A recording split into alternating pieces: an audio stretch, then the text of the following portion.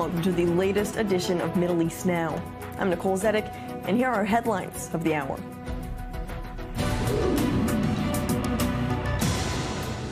A renewed diplomacy push from the United States has Amos Hochstein and Secretary of State Antony Blinken in the region yet again, vying for calm between Israel and Hezbollah. 7 Israelis have been arrested for allegedly spying for Iran. We'll bring you the details. Plus, one of Israel's friendliest allies is now in Russia, as the Emirati president and Vladimir Putin discuss the so-called complicated situations in both their regions. At least one person was killed in a targeted attack on a car in Damascus, according to Syrian state TV. A massive blast was heard in the area following reports of a car exploding in the Mazeh area of the capital. Now, this is a developing story, and as we do get some new details, we'll be sure to bring you the latest. But for now, I'm joined in studio by military and strategy affairs analyst and host of the Lapin Assessment on Patreon, Yaakov Lapin. Thanks for being with us here in studio, as always. Little details coming out right now as far as this alleged targeted attack that Syria is putting the blame on Israel right now, but Israel very rarely does even comment on this type of activity inside Syria. So is it likely that we could hear from Israel and the type of attack, especially as they do expand their reach and go after these different Iranian proxies? Well, it depends on the kind of target that was struck. I think in this area of Damascus that the attack occurred in, according to the reports that are now surfacing, the Mazeh neighborhood. This is a place where the IRGC has been highly active. Hezbollah is also active there. There are whole areas of, Syria and parts of Damascus and a little bit south of Damascus, and certainly in parts of northern Syria where basically the Iranians have established entire bases of operation, and those bases are aimed at equipping Hezbollah, getting missiles to them, and also equipping their militias, their Shiite militias in Syria as well. So all of these things are going to form legitimate targets for Israel. Israel has actually been, active in Syria for many years, long before this war broke out. So this is all part, I think, of the attempt to roll the Iranians out of Syria. I think that's the main objective here. And every strike is an attempt to go in that direction from Israel's perspective. And we'll certainly be seeing exactly what type of details or lack of details we do get from this developing situation. Meanwhile, there's also a new diplomatic push underway to broker a ceasefire deal between Israel and Hezbollah. U.S. envoy Amos Hochstein is visiting Lebanon today after Israel reportedly handed Washington a list of demands for ending the conflict. Here's more details in this report. Israel is pushing for an end to its conflict with Hezbollah in Lebanon and has reportedly handed the White House a document outlining its key conditions for a ceasefire. Topping Israel's list, an active enforcement of Hezbollah's disarmament and continued Israeli access to Lebanese airspace. According to the news site Axios, Israel passed the document to U.S. envoy Amos Hochstein ahead of his visit to Beirut on Monday. The document focuses on enforcing UN Security Council Resolution 1701, which calls for Hezbollah to withdraw from southern Lebanon. Our goal is a comprehensive agreement that implements UN Security Council Resolution 1701 and ensures this conflict is the last for many generations. Both sides simply committing to 1701 is just not enough. Hochstein's visit is seen as a last-ditch effort to find a diplomatic solution before U.S. elections, which could complicate the situation. But on the streets of Lebanon, many remain skeptical that anything will change. Hochstein is coming today, but what can he do? He's been here 2, 3, 4 times, and he'll come 20 more times. It's all a waste of time. Will Hochstein remove Hezbollah's weapons? He won't be able to do anything. It's all a big performance, and people are naive. The report comes 3 weeks into a major escalation after Israel killed Hezbollah's leader Hassan Nasrallah in Beirut and launched a ground operation in southern Lebanon in order to dismantle Hezbollah's capabilities threatening northern Israeli residents. The Israeli military says Hezbollah has suffered significant losses following hundreds of airstrikes across Lebanon since the war began. What is happening now should be a lesson to all Lebanese parties that the Lebanese representative in foreign conflicts is the solution, and that the sovereignty of the Lebanese state over its land is the solution to all existing problems. Despite these efforts, U.S. officials believe Lebanon and the international community are unlikely to accept Israel's demands, saying they would, quote, dramatically undermine Lebanon's sovereignty. Hezbollah, too, is expected to resist any attempt to disarm its forces. The resistance leadership's choice is to continue fighting with all means necessary for the confrontation in order to prevent the enemy from achieving its goals and force it to stop its aggression. Now, throughout the day, dozens of projectiles have been launched from Lebanon toward northern Israel, and just moments ago toward central Israel as well. Let's go straight to the north for a live update. Our correspondent Robert Swift joins us live from northern Israel. Robert, less than half an hour ago, there was a massive explosion that was heard here in Tel Aviv. The IDF now commenting on that, stating that it was from a projectile launched from Lebanon, but it landed in an open area. What's the latest on that front? Yeah, that's right. There's been well over 20 attacks since midnight in the form of both rocket attacks, missile attacks and drones. Now, specifically on the drone question, the IDF has said that in the last week, its forces have intercepted 30 different drones. This seems to add weight to the impression we've been getting in the last few days that essentially Hezbollah are finding success in their use of drones and are using this tactic more and more.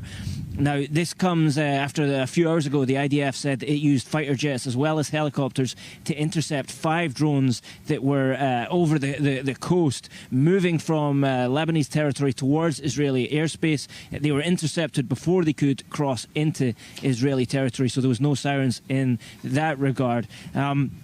But another incident involving drones, this time in the far western end, or not involving drones actually. About an hour ago, the its defence system had warned that there was drones in the area. The IDF subsequently updated to say that this was a false alarm. And now this is a reminder that last week, the Israeli military said that it would be increasing the sensitivity around which it attempts to detect and track drones. And it warned that there may be incidences of false alarms, so this being such an example of that. Separately, though, rocket attacks are very much still a part of Hezbollah's arsenal. About an hour ago, there was a barrage against the Golan Heights. We could see it from our location. Now, the IDF has subsequently said that there was 45 projectiles launched in this attack. From where we were counting, it looked like around 10 rockets landed, causing impacts. Now, there was no interceptions that we could see, likely because these rockets had been identified as travelling towards open areas. So as per protocol, they weren't intercepted. Hezbollah has, in the last few minutes, updated regarding this attack. It said it conducted the attack and that it was aimed towards Israeli IDF barracks in the area in that incident. Quite a bit of activity happening there on the northern front. Robert Swift will be coming to you for more updates throughout the evening. Thanks for your coverage on the ground. Now, coming back here in studio, Yaakov, in the midst of all of this activity, we are seeing this renewed push for diplomacy, specifically not only Amos Hochstein in the region, U.S. Secretary of State Antony Blinken also expected to meet with both Prime Minister Benjamin Netanyahu and President Isaac Herzog tomorrow. Right now, these reports of the deal that Israel put forward, kind of what they want to see happen. This is a good deal for Israel, but is this a deal that the United States, that Lebanon, that Hezbollah might want to get behind? Well, I think, the right order is happening here. In other words, we're changing the military situation on the ground and the balance of power. And then Israel is putting forward its interests instead of being dictated to and agreeing to something that completely failed over the past 20 years or so, which is 1701 in its old form. And really the bottom line is that Israel is saying, look, we can readopt 1701, but it's going to have teeth. It's going to have to be enforced. And who's going to enforce it? It's obviously Israel. There's nobody else right now on the table that's going to enforce UN Security Council Resolution 1701. That means that Hezbollah will not be allowed to rebuild its invasion infrastructure that's now being degraded and destroyed. It will not be allowed to replenish its rocket arsenal, 2/3 of which has already been destroyed or used. So the whole idea of Hezbollah just using, some arrangements to rebuild, that's off the table. That's what Israel is saying, and that's going to be critical going forward. I think that, after everything we've seen from Gaza, Lebanon, the threats that have been allowed to amass, This is the only possible Israeli when Hezbollah tries to violate any agreement, which it will, and then we'll see how Israel enforces it. That's what's going to indicate, in my view, how reality has changed in Lebanon. Well, you mentioned all of the military gains that has allowed Israel to even put forward this type of diplomacy, but with those military gains, some saying are now might not be the right time for diplomacy. Now's the time to continue to go after Hezbollah, as there have been so many gains. And so how does Israel walk this fine line of still needing a diplomatic solution in the end, but not wanting to give up on all of the advantages that they've been able to tackle? I don't think there's a contradiction. I think that the more military gains are made, the more diplomacy can be used to try and capitalize and leverage on those gains. At the end of the day, Israel wants to see a stable Lebanon. It wants to see Lebanon assert its sovereignty. The difference between what will happen now and what's happened before is that Israel cannot gamble on that happening. It wants to see it happening. You know, if the Lebanese armed forces start moving into southern Lebanon and doing their job as an army, that would be great.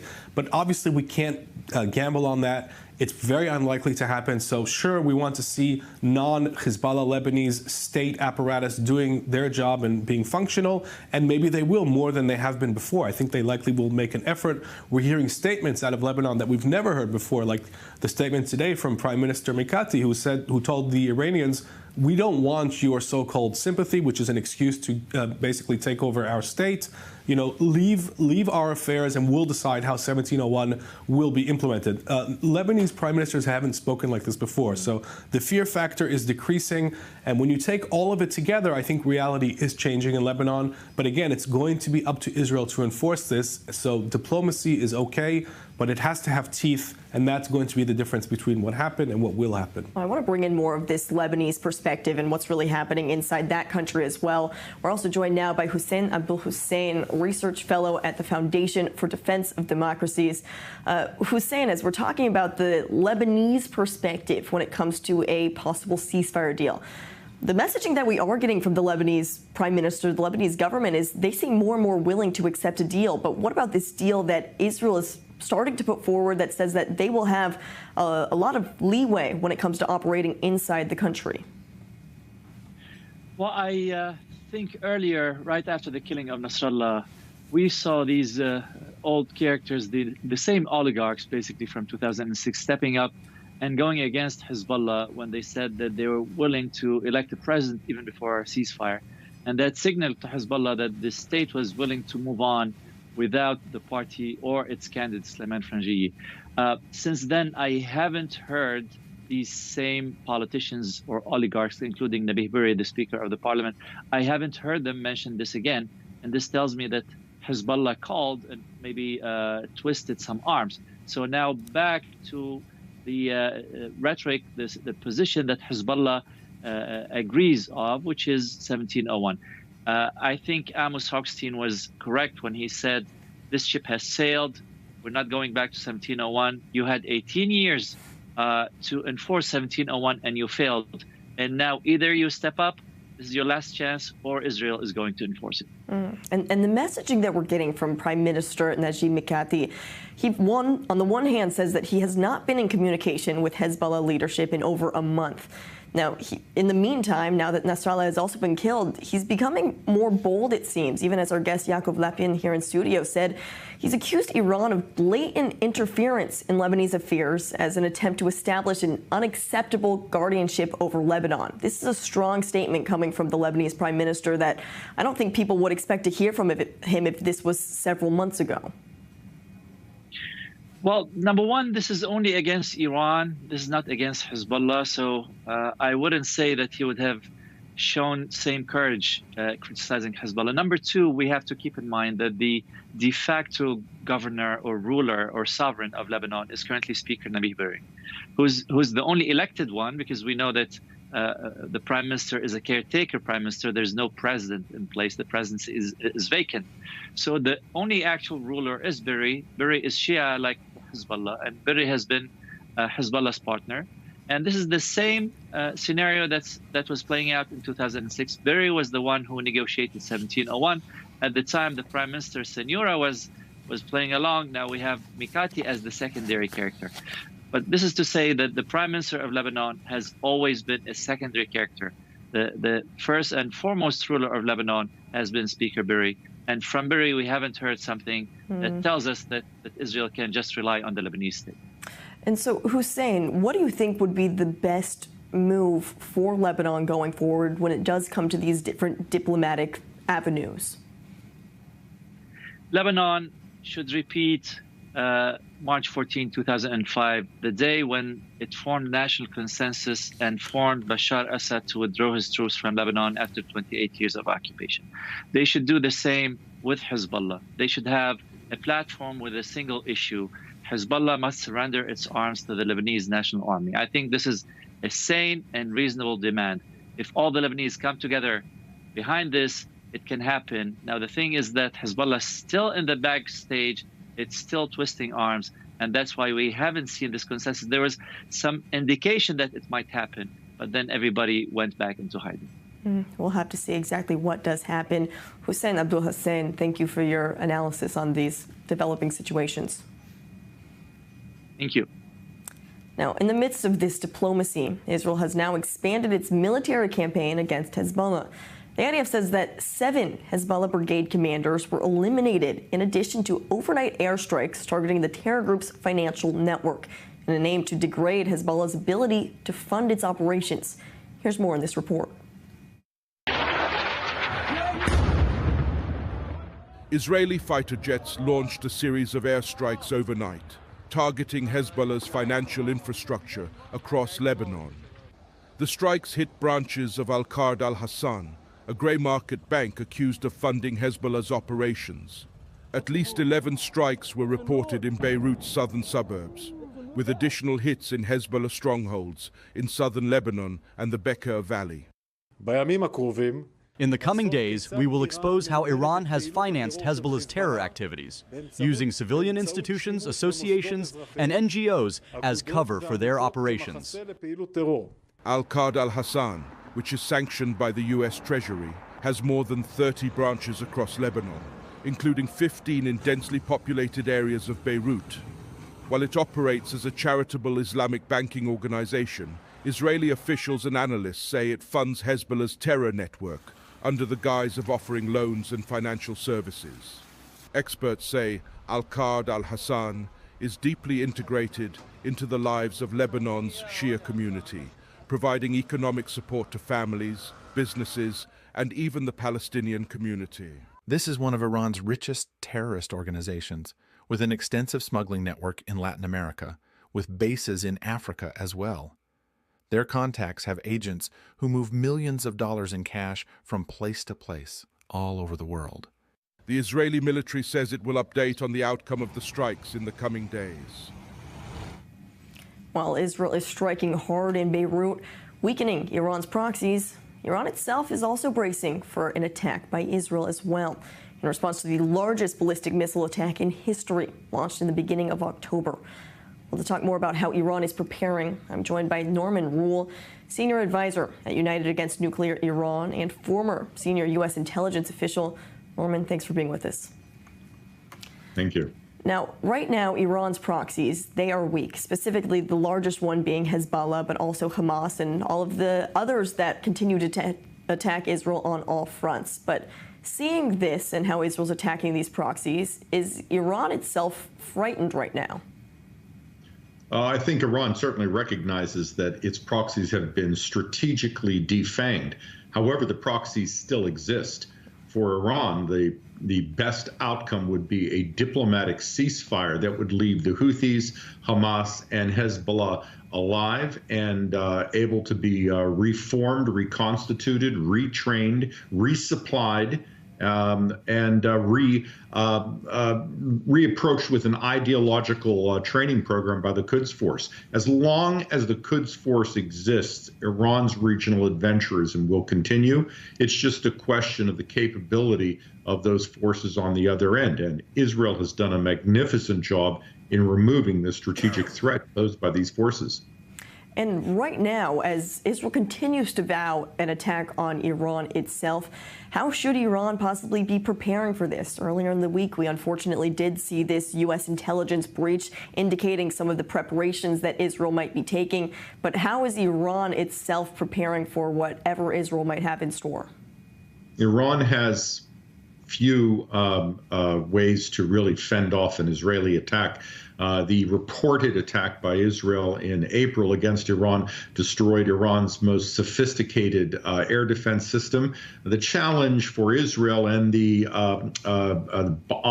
good thing for Iran is that the geography is vast and it's farther away than any other Iranian proxy, with a significant air defense program that could at least complicate a Western-style attack against Iran.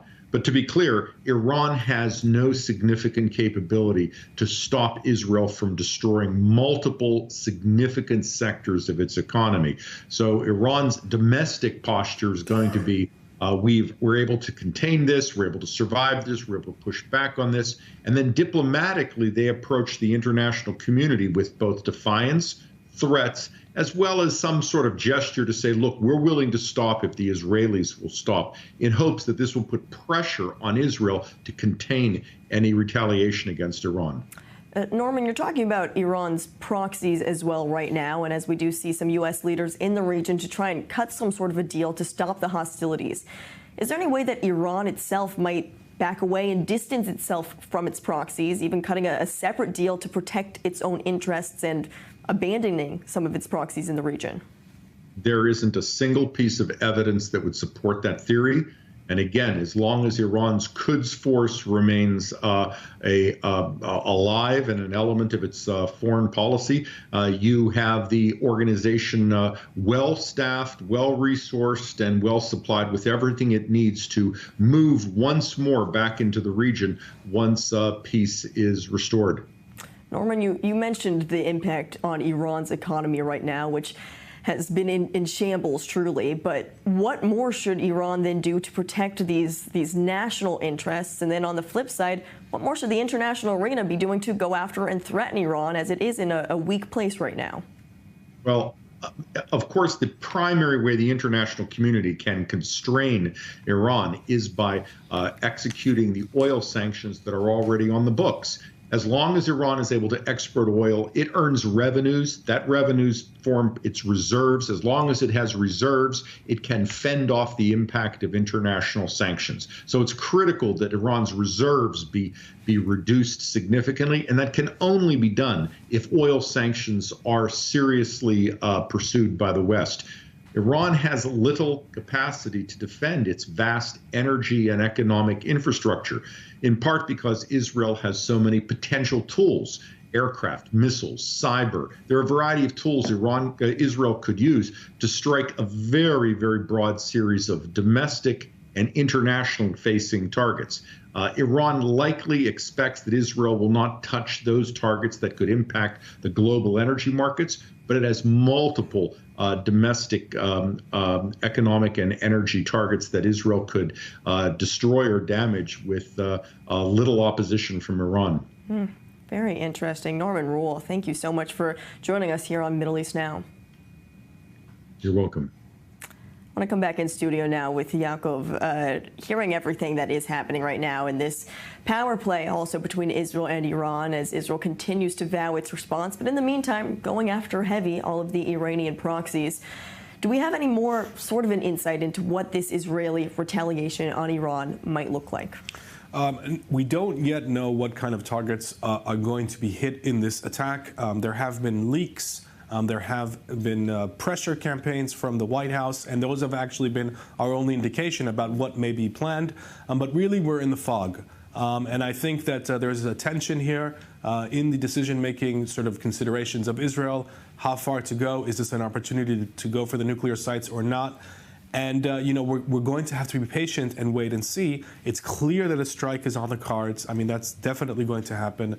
And the big question is, will they go after the nuclear program, or will they make do with perhaps missile bases, missile factories? I think it is going to be important to hit missile sites at the very least, because that's going to affect Iran's ability to respond to that attack. As we saw with Hezbollah, when you go on the offense and you hit the enemy's strike capabilities, that automatically has an effect on what they can do in response. So that in itself is very important.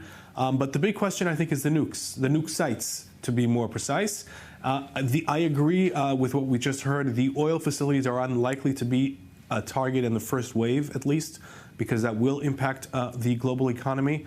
But they may leave that as a sort of threat hanging over Iran to give the regime something to think about. You know, if they decide to go all out in their attack, then Israel can say, if you exaggerate, quote unquote, your oil refineries, your exports, your ports, those could all be next, and that could economically destabilize that regime.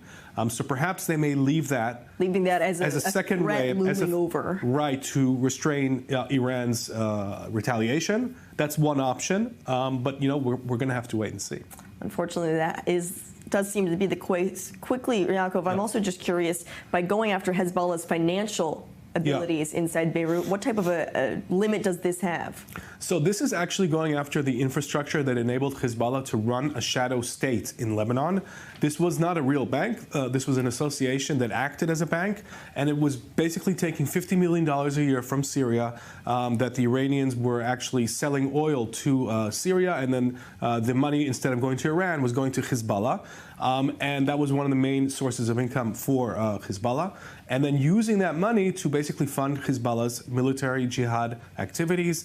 And in addition, acting as a sort of financial system, shadow financial system for the Shiite community in Lebanon. So healthcare, education, all of these things that were completely independent of the Lebanese state, of the Lebanese financial system, immune to sanctions because it wasn't hooked up to SWIFT. This is going after Iran and Hezbollah's ability to run a shadow state in Lebanon. Certainly has a lot more implications here. Yaakov Lapin, stay with us. We are going out for a quick break here on Middle East Now, but we'll be back with much more insight and developments throughout the entire region. Stay tuned.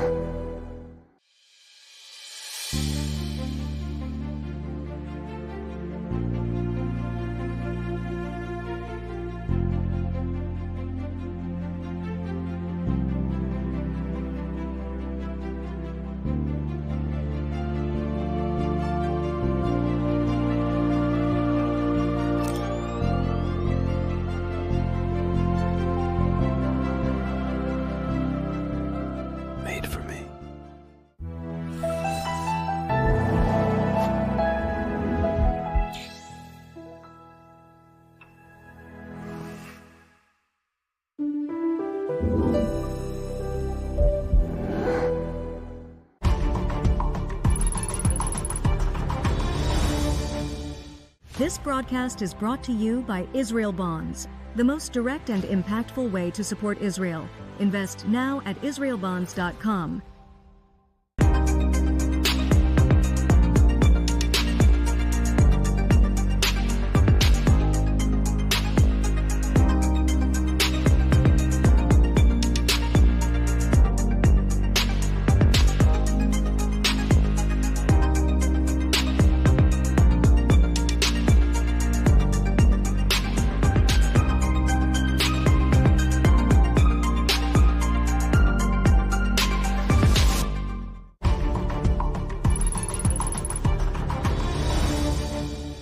This broadcast is brought to you by Israel Bonds, the most direct and impactful way to support Israel. Invest now at israelbonds.com. Shalom. ¿Qué me trae por aquí? La necesidad impostergable de 600 millones de hispanoparlantes que ahora necesitan escuchar el mensaje judío e israelí en tiempos difíciles. ¿Cómo lograrlo? Cuento con ustedes para continuar llevando a lo más alto del mundo mediático una inquebrantable diplomacia pública al servicio de la verdad sin concesión alguna.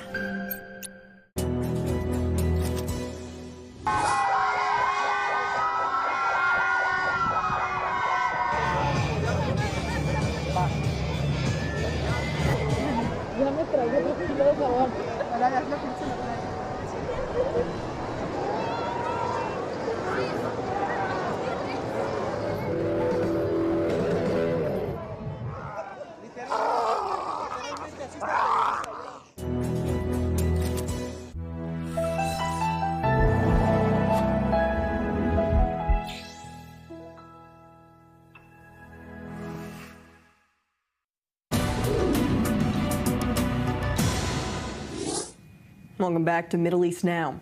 As if Israel isn't facing enough enemies on all of its borders, there are enemies from within the country as well. 7 Israelis have been arrested for suspicion of spying for Iran, carrying out hundreds of tasks, including taking photos and collecting information on IDF military bases and facilities. Our Middle East correspondent Ariel Osaran reports. 3 weeks ago, Iranian ballistic missiles rained on Israel again.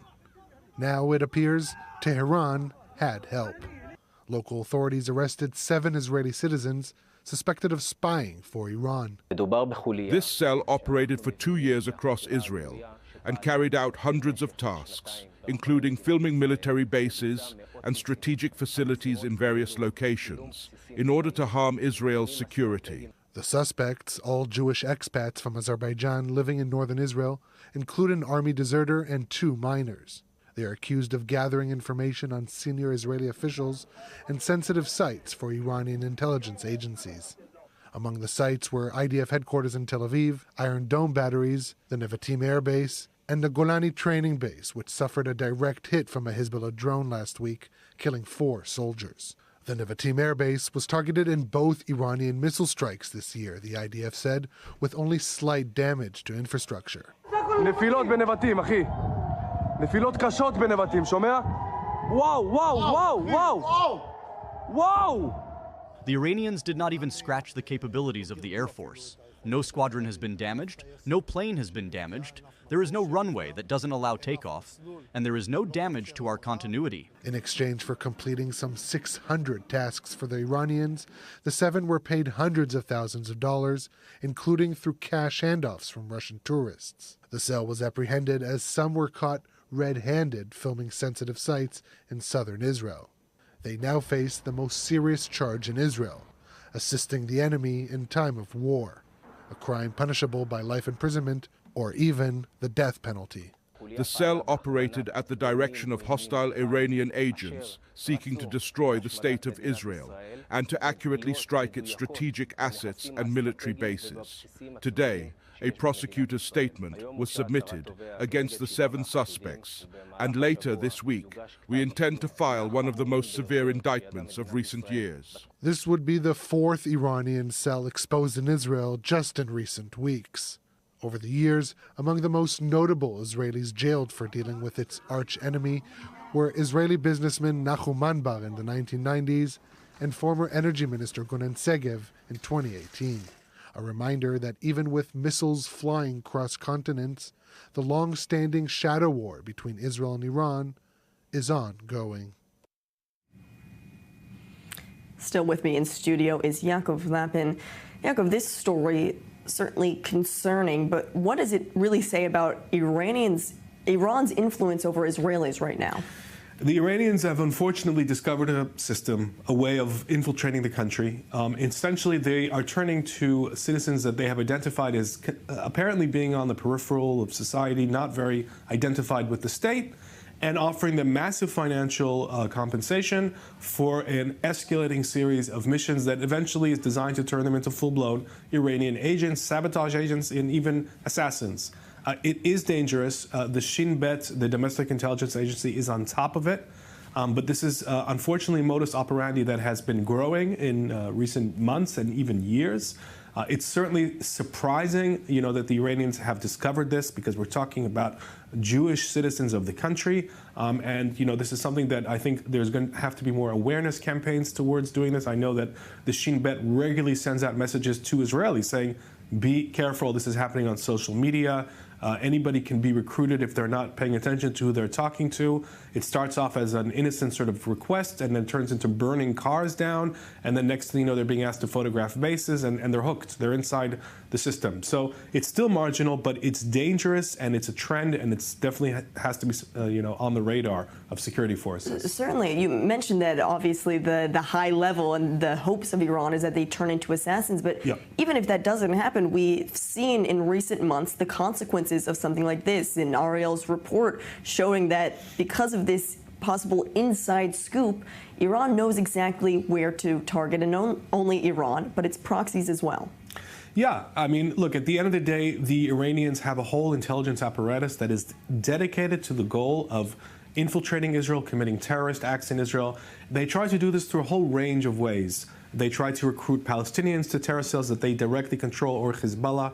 They try to, of course, support their proxies and allies here, Hamas, Palestinian Islamic Jihad.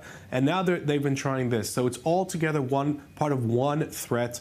The Israeli security forces and intelligence community usually are able to stop the vast majority of these attacks. Their capabilities are phenomenal, and their workload, I think, is comparable to none. No other Western security agency has this kind of workload. So they are on top of it, but absolutely Iranian-backed terrorism, espionage, agents of chaos, all of these things, disinformation, trying to also use the internet to create, fractures within Israeli society. They are up to all of this. It's organized, it's strategic, and it's all designed to weaken the state of Israel. And it's up to the security forces to be on top of it and catch it early. And us as well. And us as well. Now, in the midst of all of these latest developments that are happening in Lebanon and Gaza, there are many saying that right now is the time for a hostage release deal and ceasefire in the Strip, since Yahya Sinwar is finally out of the way, and we're seeing this renewed push coming from the United States. Let's get an update from our correspondent, Balir Sladin, who joins us live from Hostages Square in Tel Aviv. Balir, what are you hearing from some of the people on the ground? Is there new hope for a deal, especially right now, with U.S. officials in the region once again? Yes, definitely. Just a few minutes ago, an event here at Hostages Square ended behind me after a few of the families of the hostages has been talking about their experience since October 7th, what happened on that day, and of course their demands for the future, for the release of their loved ones as soon as possible. Now, once Yahya Sinwar, the leader of Hamas, is out of the way, and they're saying that the government should take this as a victory, and now the real victory is to bring back the 101 hostages that are still in the Gaza Strip. This is happening while we're hearing from the cabinet, from sources that are close to the talks in the cabinet meeting yesterday, saying that the ministers were told that even that Yahya Sinwar is right now out of the way, but Hamas's policy in terms of reaching a hostage deal with Israel are still the same. There is no major, or not expected at least, to be any major changes in their stance in accordance to what they have said before, which is, of course, the demand of the full withdrawal of Israeli troops from the Gaza Strip, something that we can, of course, say that is crossing the Israeli red line in terms of their demands to reach a hostage deal, something that has been rejected by the Israeli government since the beginning of the negotiations, once the last hostage deal ended in last November. Also, Blinken is going to be visiting Israel tomorrow, meeting with the Prime Minister of Israel, Benjamin Netanyahu, talking about the post-war Gaza plan by the United States that includes some of the Arab world countries that are willing, apparently, to rebuild Gaza, or help rebuild Gaza after the war, and also take part in ruling Gaza in the future, something that, of course, Hamas is still rejecting, and this is still just a hope for the Americans that are trying to reach some sort of an achievement a couple of weeks before the U.S. election. Also, Amos Hochstein in Lebanon today, and according to a very important report from Sky News Arabic, saying that Nabih Berri, the head of the parliament in Lebanon, who is close to Hezbollah and was actually given the responsibility by Hezbollah to reach an agreement with Israel indirectly, of course, has told Hochstein that the implementation of 10701 could be achieved, but he proposed his own plan that we still don't have details of until now. Balir Sladin live in Tel Aviv. Thanks for the update. One of Israel's friendliest allies in the region is now without an ambassador after completing his term and returning to Israel over the weekend. Israel's ambassador to the United Arab Emirates, Amir Hayek, had been the only Israeli ambassador to an Arab country who did not return to Israel once the war broke out. Well, to discuss the significance of this, I'm joined by peace activist and expert in Arab relations, Loai Al-Sharif, joining us from Abu Dhabi. Loai, thanks for being with us this evening. Thank you so much for having me. Well, now with the Israeli ambassador completing his term, leaving the UAE, what exactly does this really mean for the future of the relations between these two countries? I don't think it means anything negative, honestly, because it's actually an Israeli decision. It was like 3 years. The post is for 3 years, and then Mr. Amir Haik left. And on this side note, I want to say Amir Haik was an amazing ambassador of Israel to the United Arab Emirates. I know him personally. He's been doing a great job here in the UAE, and also the team in the consulate as well. The consul general Liron, her deputy Dana, amazing team. But I think it has no bad significance, because it's actually an Israeli thing that is waiting for a direct appointment by the Misrad Hutz of Israel, not something related to any bad significance with the UAE. Certainly nothing to read into, it seems. But there's another story I want your perspective on coming out of the UAE right now, as the UAE is in an informal meeting between Emirati President Sheikh Mohammed bin Zayed Al Nahyan and Russian President Vladimir Putin. The two discussed the, quote, complicated situations in both the Middle East and Ukraine right now. Here's what the Emirati president had to say while in Russia. There are many topics and questions that we will discuss together today. For example, the Middle East, and I hope that we will discuss them in more detail today. Not too much insight coming there from the Emirati president, but this relationship between the UAE, this partnership between the UAE and Russia, exactly how does the UAE benefit from it? And does it at all risk undermining the UAE's relationship with Israel? But the UAE maintains a great relationship with Russia and Ukraine. And I said it in one of my posts on Twitter. The president, the Arab leader who can convince Putin of so many things that Putin is not really convinced about, is Sheikh Mohammed bin Zayed. Sheikh Mohammed bin Zayed is a powerful leader in the region, and he can convey lots of messages to Putin a way that no other Arab leader can. And Sheikh Mohammed and the UAE, they are very concerned about the war between Ukraine and Russia. And this is why Sheikh Mohammed and the UAE managed to successfully negotiate and successfully deliver exchange of prisoners between Russia and Ukraine. And they will keep on doing this because the war has to end. And Sheikh Mohammed wants to reach a settlement to end the war between Russia and Ukraine because it damages everyone. And also, speaking of the Middle East, lots of analysts do not really understand the point of view that Sheikh Mohammed wants to have in the Middle East, which is a stable Middle East, a Middle East where both Israelis and Palestinians can live, thrive, and prosper in dignity. And if Russia has a different point of view, I'm not saying it has, I'm not saying it does, but I'm just saying that if it does have a different point of view, or it leans toward that party or this party, Sheikh Mohammed can persuade them to think otherwise. So Sheikh Mohammed is utilizing his good relations with Russia to convey a message of stability and lowering tensions in the region.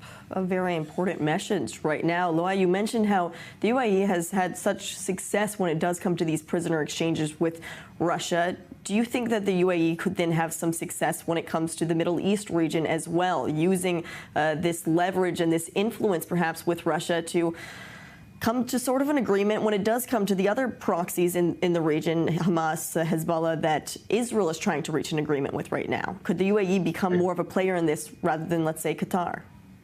I wish I can be honest with you and tell you that I wish we can reason with Hamas. How can you reason with Hamas?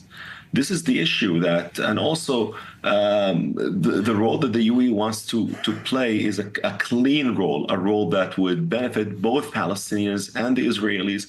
And the UAE participated in so many discussions to try to end this war and to bring this war to an end, to end the right way, not to end today and then we have another October 7 in 2 weeks, but to end the right way.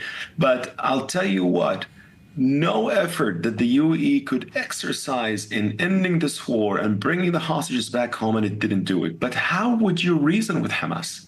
How would you reason with a group that doesn't really believe that Israel has the right to exist.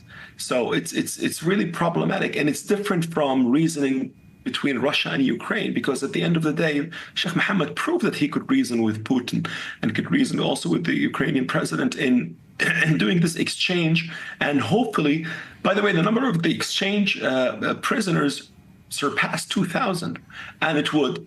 There are more exchange are in process, and eventually this would lead, inshallah, to the end of the war. But it's different between conveying a message to Russia or Ukraine and trying to persuade someone like Hamas or a group like Hamas. There certainly are quite stark differences. Great insight, Loay Asharif. Thank you for joining us as always. Thank you so much. I want to come back in studio, Yaakov Lapin. I just want your insight into exactly the analysis that we were just hearing here when it does come to the difficulties of negotiating a hostage release deal. We see our correspondent in Hostages Square as well, but still when it comes to Hamas, even though there's no more leader here, how does Israel and these Western powers work to negotiate with the terror organization? Well, my hope is that actually Israel starts communicating directly with the terrorists in Gaza, and it certainly has the ability to do that, in order to test the water, get the Qataris out of the way. I don't think the Qataris have been particularly useful at all for these negotiations, despite many claims to the contrary. And if you listen, to their official state broadcaster, the hostility to Israel is just massive. So you never know what side of the fence they're on, even when they're acting as mediators. But Israel has every ability now, when Hamas is so weak, I think, to reach out and find out which terrorists are open to holding negotiations and to try and see if some of them, including the clan members, can essentially be offered a deal that is not going to involve the Hamas leadership in Qatar. Because the Hamas leadership in Qatar is regurgitating Yahya Sinwar's maximalist positions. That's not going to go. They're demanding an Israeli surrender, and this is a terrorist organization that's on the ropes. So this wouldn't make any sense. But there are so many things that could be offered, such as immunity, such as safe passage, money. All kinds of things they could be offered, even certain redeployments to enable a temporary release. All of these things should be on the table. My hope, my belief is that Israel is exploring new out-of-the-box ways to negotiate directly with the terrorists in Gaza, as horrible as it is, but there's no choice. There has to be an effort made to save these people's lives. And hopefully now with Sinwar out of the way, there's a certain fear factor that's been broken, and Hamas is less centralized, and there's a way to get at these terrorists without bypassing the Hamas leadership in Qatar. That's my hope. We'll see, whether that happens. More room for some of these one-on-one conversations now that Sinwar's out of the question. Right. Yaakov Lapin, appreciate your insight as always. Sure. Now, turning to Iraq now, where after 2 years of delay, the parliamentary election results are finally coming in. More than 1,000 candidates, including some 360 women, all running for a place in the 100-seat regional parliament. For the latest, I'm joined by Intifad Kanbar, president and founder of the Kurdish Protection Action Committee and former spokesperson for the Deputy Prime Minister of Iraq. Intifad, these elections, they were supposed to happen in 2022. They were repeatedly delayed due to disagreements between the two dominant parties, the Kurdistan Democratic Party and the Patriotic Union of Kurdistan. So what is the significance of these elections finally happening? Well, first of all, thank you, Nicole. The PUK, Patriotic Union of Kurdistan, was the reason for delaying these elections. The leader of the PUK, Mr. Bafil Talabani, who is even his mental capability is in question, is basically falling into the hands of Iran, the usual suspect. The Iranian style of trying to create wedges and divide the people. The PUK can never get more than half of what the KDP can. Normally, in last elections, the KDP has 45 seats out of 100. The PUK had 21, so more than double. However, the Iranians trying to prop Bafil Talabani, and Bafil Talabani opened to the Iranian proxy militias in Iraq, opened his city of Sulaymaniyah. I'm not worried about the KDP. The KDP has the history on their side. The grandfather of the current Prime Minister, Masroor Barzani, Mullah Mustafa Barzani, is like the George Washington of the Kurdish movement and the modern Kurdistan, Iraq. They have history on their side, even the tribal on the side, and they have the strong power and political conviction to have the majority of the seats. However, Iran propping Ba'ath al-Talabani. Also, Baghdad is siding with Iran against the KDP, against Erbil. It's complicating the issue. So out of the Iranian intervention into the elections, the KDP will always have the dominance power, and they are more qualified. Mr. Masroor Barzani is an excellent prime minister. He was able to carry his country through many difficulties since he became a prime minister. Well, however, we are worried about the Iranian meddling in the Kurdish issues. I will tell you, my producer is telling me now some of the results are in. The KDP has emerged as the leading party for the parliamentary elections. And so this is in line with exactly what you're saying, that you weren't worried about the KDP coming more into power. With this significance, then, are there any changes that you want to see following these elections with this new government? Yes, Nicole, I agree with you. We passed a very important hurdle now. The KDP got what they deserve, which is the reality. But then we're coming to the formation of the government. The PUK is going to use the Iranian power, is going to use Baghdad power, backed by Iran, by Tehran, to meddle with the formation of the government. That's why it's widely expected the government after this election is going to be very difficult to form. It's going to take time because the PUK or Iran wants to diminish the Barzani's power in Kurdistan, not because the Barzanis are an enemy of Iran, just because the Barzani stands for their people, stand for themselves, and they are not stooges for anyone. So this is the situation. Unfortunately, the United States stance now, which is appeasing Iran, is not helping much because the United States is trying to become idle or neutral in a battle that the KDP is the real ally of the United States, and the United States should naturally support the KDP in their quest for power and ruling the region. It's a very Western-friendly, very American-friendly region. Well, Intifad, quickly on that note, are there any ramifications for U.S. troops in the region following these elections? Well, I tell you one thing, I keep saying, and I talked to some important congressmen here in the United States a few days ago, the pressure by Baghdad for U.S. withdrawal, U.S. troops withdrawal, naturally coming from Tehran. And Tehran wants the U.S. troop out of Iraq. I gave this congressman here, when I talked to him in person, that the idea, if Iraq continued to pressure the United States to pull out the troops, these troops are necessary to stay, to balance with the Iranian hegemony, to fight ISIS, to fight the militias, proxy of Iran. I suggest you move these troops to Kurdistan and make a deal with the Kurdish people. You know, I just want to tell you one thing, Nicole. 4,000 U.S. soldiers killed in Iraq between 2003 and 2011. 0 of them was killed in Kurdistan. So clearly the Kurdish people is going to protect the back of the U.S. troops. And I think the U.S. troops, if they move to Kurdistan completely, they have their backs protected, and they will also maintain the tactical advantage of fighting ISIS, Iran militias, and Iran hegemony. It certainly seems that there is more of an alliance there. Intifad Kanbar, thank you for joining us. Now, earlier this month, Hadassah, which is the Women's Zionist Organization of America, they honored wounded soldiers in Jerusalem. And I had a chance to go to that ceremony. Take a look in this report.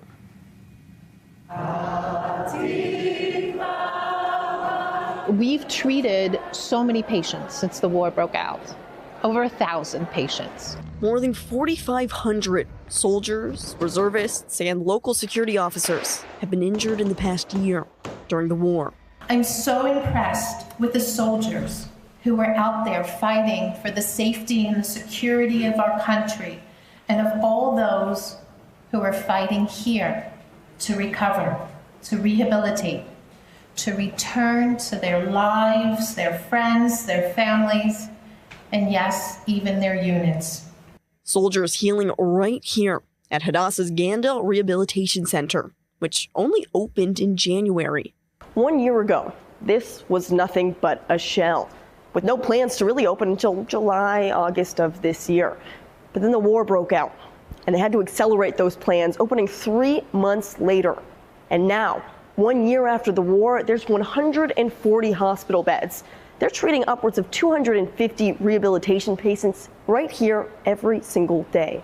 Hadassah saved my life and also gave me my capability to keep. I hope that I will be able to do almost whatever I did before the injury. Jonathan, or Yonti Bahat, was injured during a battle in Gaza at the beginning of this year. January 8th, it was the noontime. I was, as a part of our mission, we had a clash with terrorists of Hamas, and I got 6 bullets in my body, to the legs and my chest and the shoulder. He was one of the first patients to be treated at the newly opened rehabilitation center. Those are all of your top stories right here on Middle East Now. We're going out for a break, but stay tuned for the rundown up next with Benita Levine. I'm Nicole Zedek, and thanks for watching.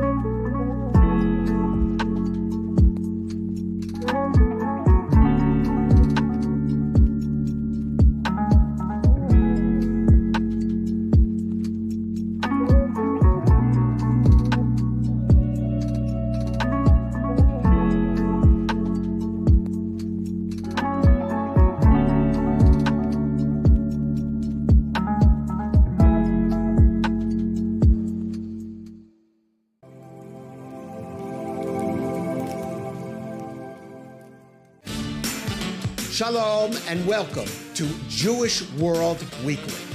I'm Khaled Ben David, and each week we're going to bring you the latest from the Jewish world, from politics to religion, entertainment to the latest trends, and everything in between. Join me each week as we explore the global Jewish diaspora. Don't miss Jewish World Weekly only on I-24 News. Want to stay on top of the news no matter where you are? Introducing I-24 News' brand new news website. On our website, you'll find all the latest articles, interviews, and live broadcasts. Everything you need to know right at your fingertips, whenever you want it. So what are you waiting for? Download the I-24 News app today. Shalom. ¿Qué me trae por aquí? La necesidad impostergable de 600 millones de hispanoparlantes que ahora necesitan escuchar el mensaje judío e israelí en tiempos difíciles. ¿Cómo lograrlo? Cuento con ustedes para continuar llevando a lo más alto del mundo mediático una inquebrantable diplomacia pública al servicio de la verdad sin concesión alguna.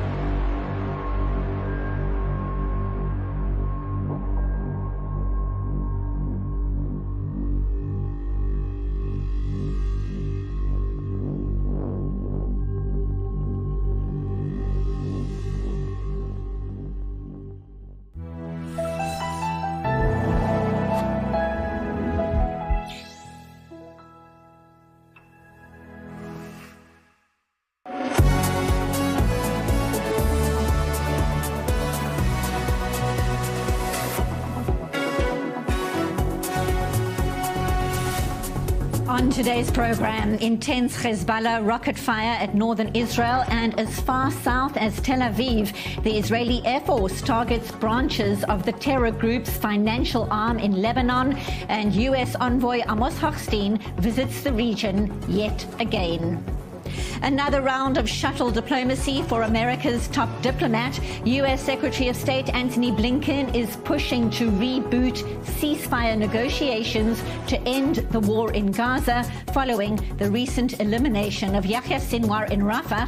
We go live to Washington for the latest. And Iran lodges a complaint to the UN nuclear watchdog, raising its concerns about a potential Israeli attack on its nuclear sites after Tehran's major ballistic missile strike at the country at the start of the month. How will Israel respond? We speak to an expert.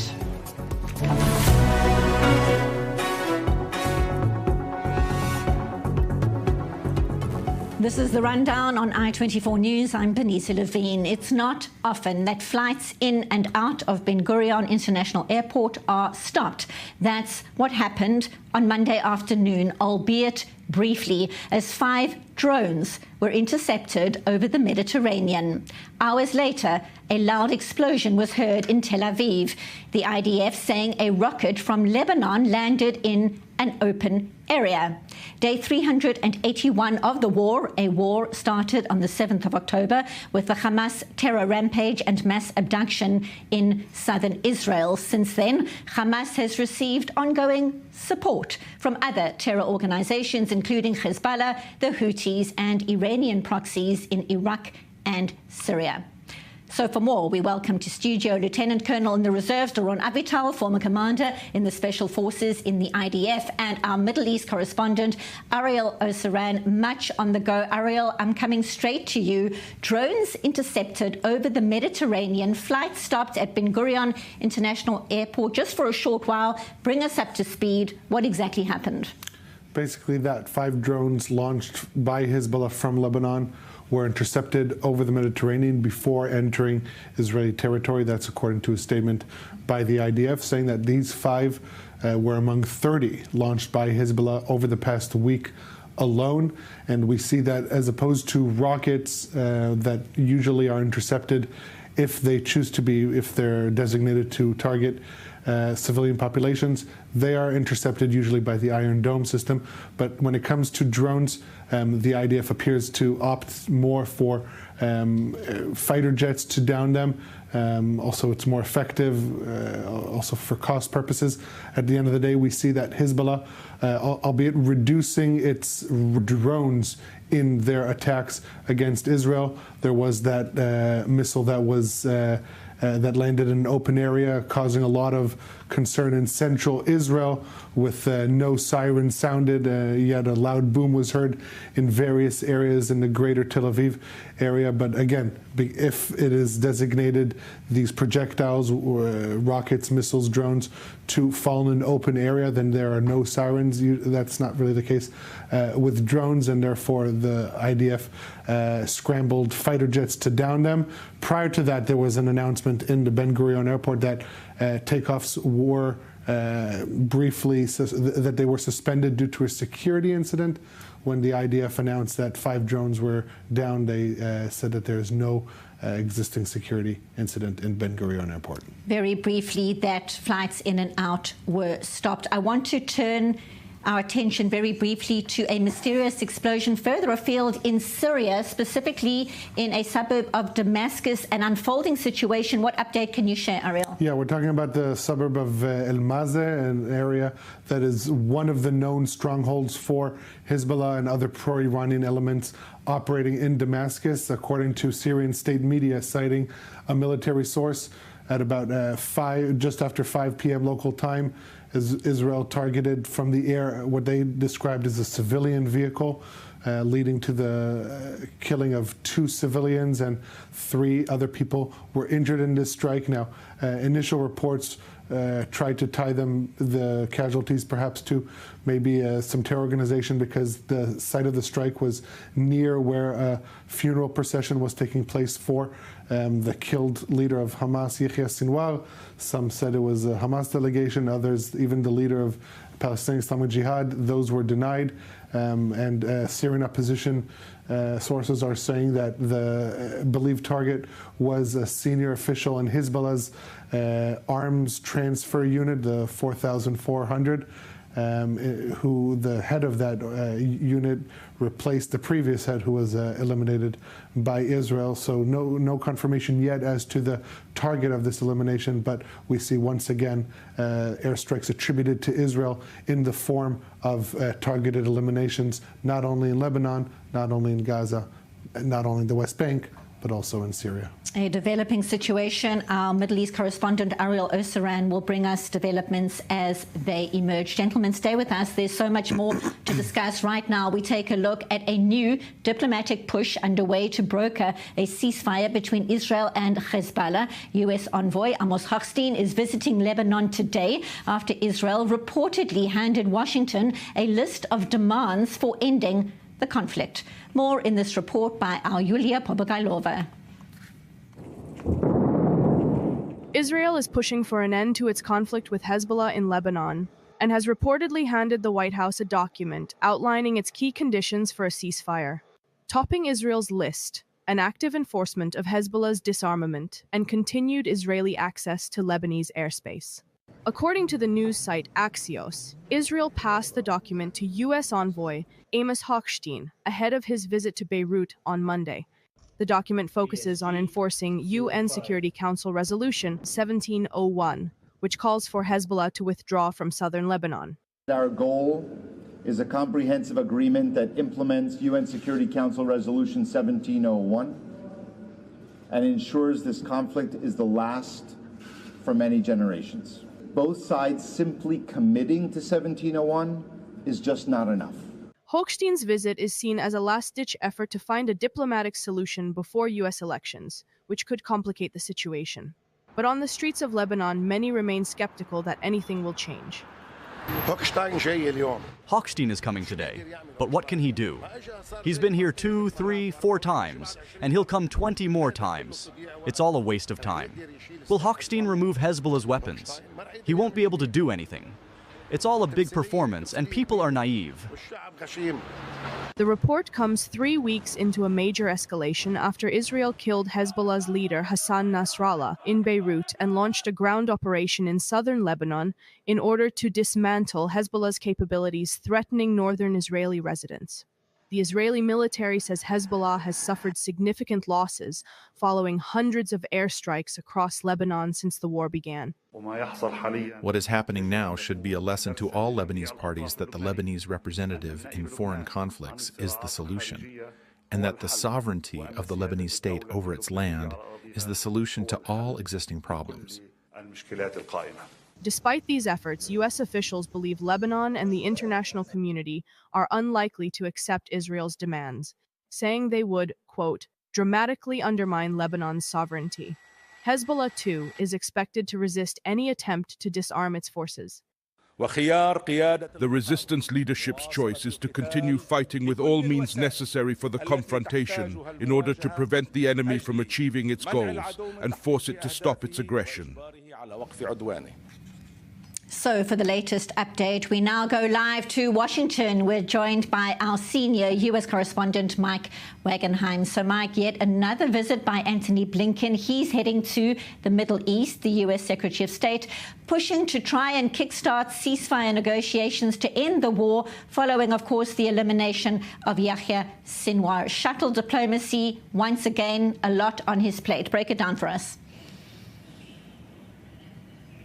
Yeah, I think we're going to see a difference this time, Benita, in the approach to the trip to the Middle East. If you'll recall, last time around, just a few weeks ago, Blinken headed to Egypt, and that was it, and then went back home. Not used to what we were seeing in the first few months of the war, where Blinken was going from place to place, seemingly back on his plane every few hours to a new destination. I don't think it's going to be that intense this time around, but certainly this trip will extend beyond Israel itself tomorrow into other parts of the region. Presumably Qatar will be on the list: Egypt, Jordan, maybe Saudi Arabia, but I think those will be, kind of the rounds being made here by Antony Blinken as he looks for more longer-term solutions, or at least tries to get a clearer picture on where everybody stands right now and try to put those pieces together. Really didn't work out well the first time around. There's so many divergent interests right now and so many fires to put out that a few days in the region ain't going to get the job done, but it's at least an opportunity for Blinken to try to at least, mend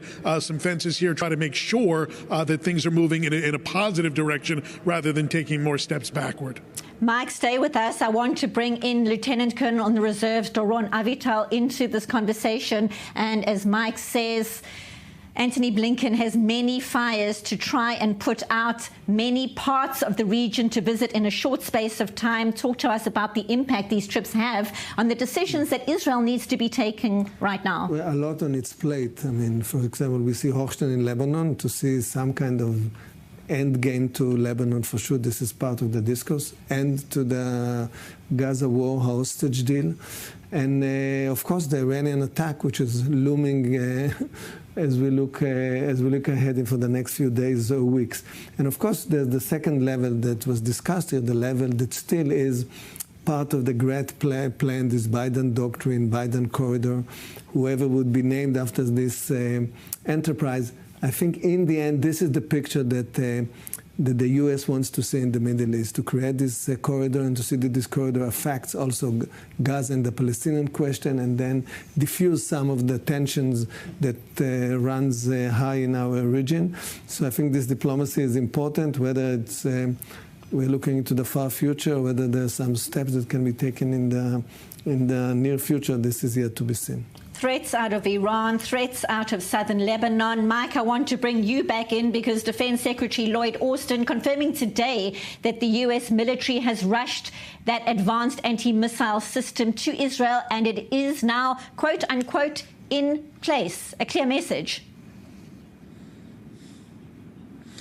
Most definitely a clear message. And by the way, just to clarify, in place doesn't yet mean operational. It doesn't take that long in the grand scheme of things to get it operational, but simply having it on the ground doesn't quite make it so. But not only sending the system, it's sending soldiers, about 100 U.S. troops, in order to help operate that system. Plus, you've got to send in additional gear and additional weaponry to protect the THAAD system itself and the systems that operate it. This is a pretty large operation. Those things are not a dime a dozen. There aren't too many that the U.S. has in its stock to begin with. So sending it into a region that's already quite the combat zone is a major commitment from the Pentagon, especially as it's stretched thin at this particular point in time in a number of arenas around the world. So a commitment from the Biden administration that, if Iran is thinking about something major coming up here or possibly retaliating against an Israeli attack upcoming, hey, at least there's another system in place to help layer, along with the Iron Dome and David Sling and all those other systems for Israel, another layer of protection on top of it, courtesy of the Americans. Turning to Doron Avital, much was made about whether the U.S. would, in fact, be there to support Israel when push came to shove, so to speak. Time is of the essence now. Yeah, it's a clear signal, and it also has some effective contribution, because the redundancy of our air defense system, this is what we have to build on in case we attack and there's a counterattack. So this redundancy is important, and the fact that they are in place in whatever capacity, it will take a few more hours or a day or two for those missiles to be ready to launch when the call is when they are called to perform their interception. Israel, the U.S. is behind us. Whether the U.S. is at sync with us in terms of the target that we choose to attack, this is the question that still looms big. And I want to hope that in this context we are at sync. We heard Biden, and it seemed that Biden was hinting that we are in better sync, that the U.S. and Israel are better at sync in terms of the target that will be chosen if and when we'll attack. We're going to take a deeper look at what those targets might be a little bit later on in this broadcast. Thank you so much to Mike Wagenheim, our senior U.S. correspondent, live from Washington. Always appreciate your updates and your insights. More to come from Mike, of course, in the coming hours. Now, Israel has expanded its military campaign against Hezbollah with airstrikes targeting the terror group's financial network, the IDF issuing evacuation orders overnight as it works to degrade Hezbollah's ability to fund its operations. More in this I24 News report. Israeli fighter jets launched a series of airstrikes overnight, targeting Hezbollah's financial infrastructure across Lebanon. The strikes hit branches of Al-Qard al-Hassan, a grey market bank accused of funding Hezbollah's operations. At least 11 strikes were reported in Beirut's southern suburbs, with additional hits in Hezbollah strongholds in southern Lebanon and the Bekaa Valley. In the coming days, we will expose how Iran has financed Hezbollah's terror activities, using civilian institutions, associations, and NGOs as cover for their operations. Al-Qard al-Hassan, which is sanctioned by the US Treasury, has more than 30 branches across Lebanon, including 15 in densely populated areas of Beirut. While it operates as a charitable Islamic banking organization, Israeli officials and analysts say it funds Hezbollah's terror network under the guise of offering loans and financial services. Experts say Al-Qard al-Hassan is deeply integrated into the lives of Lebanon's Shia community, providing economic support to families, businesses, and even the Palestinian community. This is one of Iran's richest terrorist organizations, with an extensive smuggling network in Latin America, with bases in Africa as well. Their contacts have agents who move millions of dollars in cash from place to place all over the world. The Israeli military says it will update on the outcome of the strikes in the coming days. Now for the latest on the ground, we go live to our correspondent Robert Swift. He joins us from northern Israel. Rob, red alert sirens in Haifa, Akko, Kiryat Shmona and surrounds yet again, warning of Hezbollah attacks on the north yet again. One rocket reaching as far as the Tel Aviv area. What are residents in the north saying right now? What can you tell us? That's right. So it's about 52 minutes since the last siren. We've almost made it to an hour without one. That's how frequently they're taking place throughout the day. A little bit earlier, I was speaking with a resident who lives literally on the border with Lebanon, and he was describing to me what it's like living through that situation, but also the impression he's had of Hezbollah, observing it fighting, and its ability to continue fighting as the IDF adds more pressure to it. Let's have a listen to what he had to say. From what I can hear and from my experience, they are being pushed back, but there are still pockets of resistance because I can hear it from my house and I can hear how local the fire is. So obviously we have something like 75-kilometre border with Lebanon. We can't cover the whole border in one hit. So they're still trying in small pockets to fire locally, which the IDF are slowly closing down. But it doesn't stop the intensity. In fact, I think the intensity has stepped up a gear. Everyone has this perception that, oh, we've killed this guy and we've killed this guy and we've killed this guy and we've disabled this amount and this amount and this amount. But you haven't killed their soldiers on the ground. Their soldiers have the weapons, and they're still firing. They're still firing every day and every night, and it is crazy. And now, as many of our audience will be aware, it's the holiday of Sukkot here in Israel at the minute. And for much of the year, as we've been covering this war, we've been seeing Sukkot, the houses that people put up outside their house. We've been seeing them around the country in the south, but also in the north. And this was a reminder of the fact that October the 7th took place during that holiday period, and that many people had fled from their homes and left their Sukkot up. And so throughout much of the year, it was a sign, an uneasy sign when we observed these Sukkot.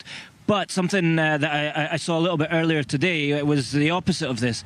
You asked how residents in the north here are coping with the situation as the violence has escalated over the last month. And I stumbled across a sukkah, a new one, that somebody had placed up outside their home here in Kiryat Shmona. And rather than being a reminder of October the 7th, it seemed quite a resilient symbol of these people continuing to celebrate this holiday despite the fact that 90% of the people in their city have had to flee this location.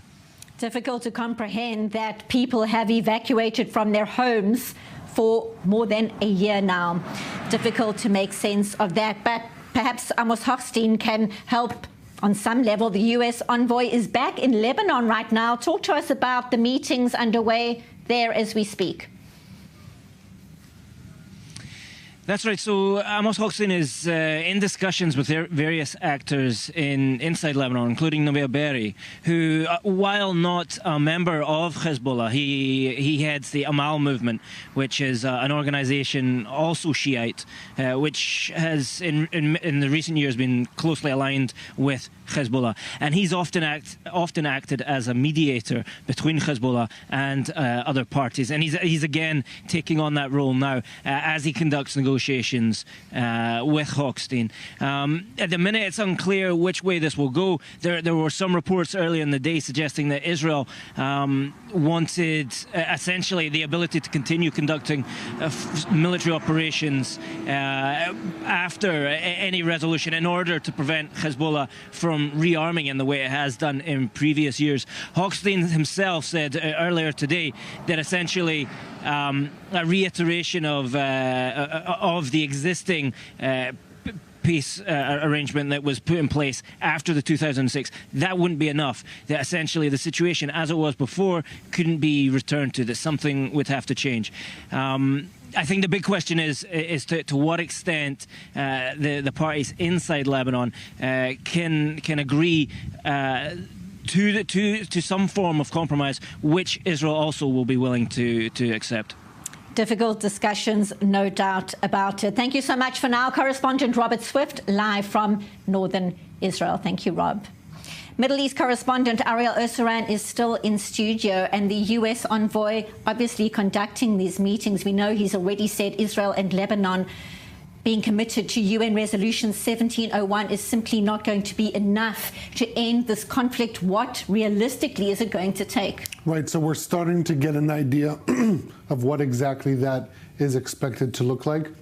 According to reports in Lebanese media, specifically MTV News, citing sources following the meeting between Hochstein and Nabil Berri, as Rob described. He's currently representing Hezbollah in these negotiations. So the framework that Hochstein proposed is a 21-day ceasefire that will allow for further deliberations and further implementation of 1701. Now, on that issue, he said that 1701 should be the start, the basis. And so to that agreement, there will be an annex that will include the mechanism for implementation, because the Lebanese representatives, mainly Berri, said that there is no need for a new agreement. So this kind of is a way to grease the wheels and to allow for this new reality to come to fruition without presenting a new comprehensive resolution in its stead.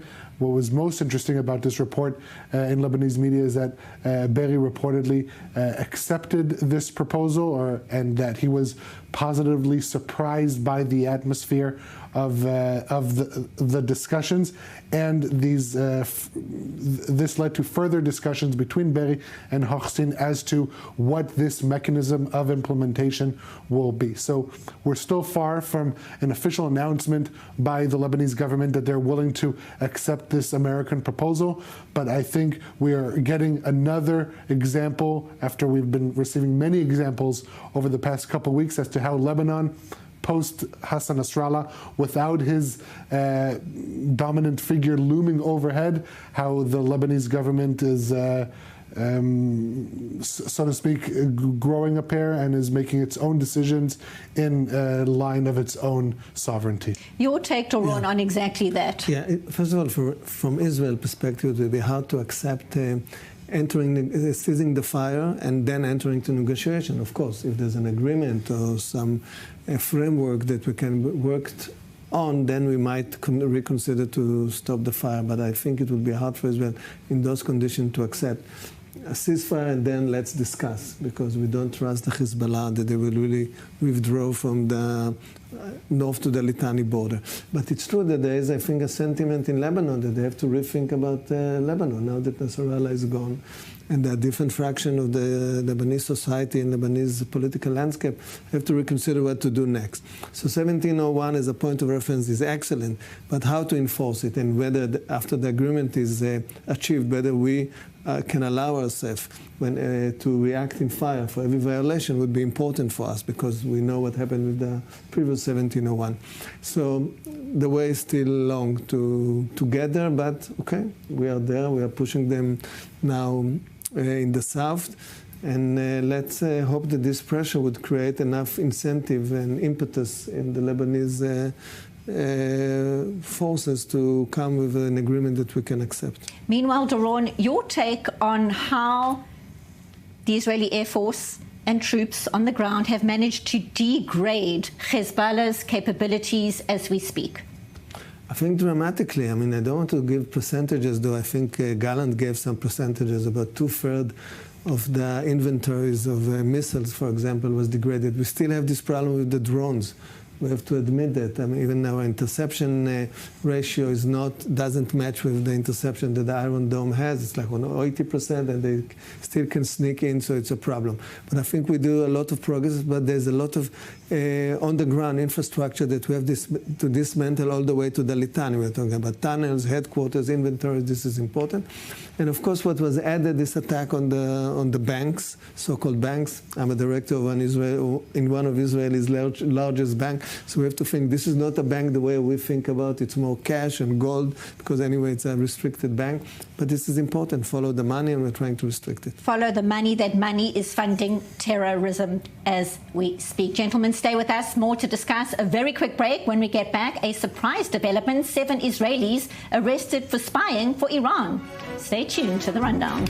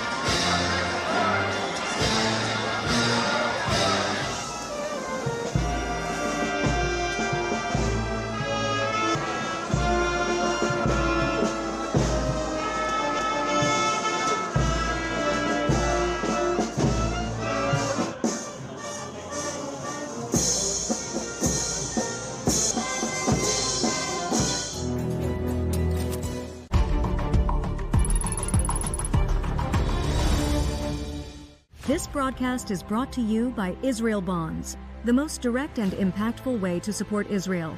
Invest now at israelbonds.com.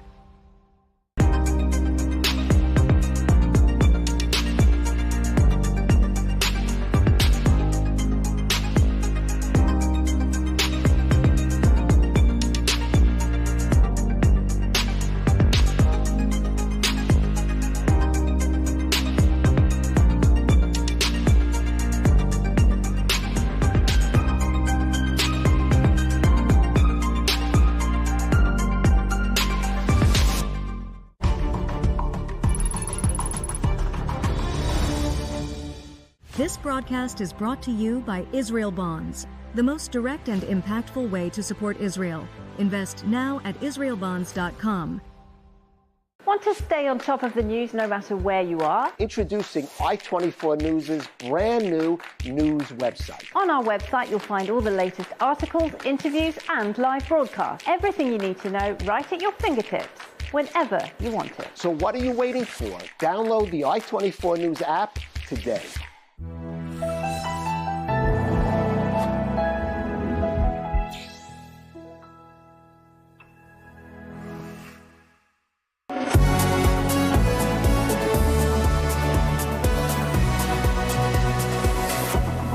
Welcome back to The Rundown. Iran has lodged a complaint to the UN nuclear watchdog, raising its concerns about a potential Israeli attack on its nuclear sites. Israel has vowed to conduct a significant retaliatory attack after Tehran fired 181 ballistic missiles at the country on the 1st of October. One person was killed in that effort, a Palestinian man. Now, it's not clear what the Israeli response will involve and when it will happen. The US doesn't want nuclear sites or oil infrastructure to be targeted.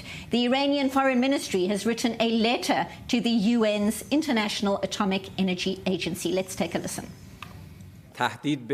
The threat of aggression against the country's nuclear facilities, according to various international documents and resolutions, including a specific resolution, Resolution 533, is condemned and banned. We have sent our protest letter to the Secretariat and the Director General of the International Atomic Energy Agency.